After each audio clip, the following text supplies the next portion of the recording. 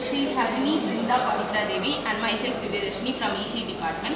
My project is about automatic traffic light control system using IR sensor. The aim of this project is to detect the density of the vehicle and to delay the time of the green signal. Components used. This is IR sensor. It has 4 IR sensor and LM7805. This is 40 pin IC and capacitors are used and transformer provides a 230 volt supply. The 230 volt supply is stepped down by the transformer to 12 volt and the 12 volt is sent to a bridge rectifier. The work of the rectifier is to convert AC to DC and the voltage is reduced to 5 volt and the 5 volt is reduced to 2 to 3 volt to the LEDs. The sensors will detect the density and it will convert the time of the green signal from 3 seconds to 6 seconds. This was our project. It is used in heavy traffic areas. Thank you.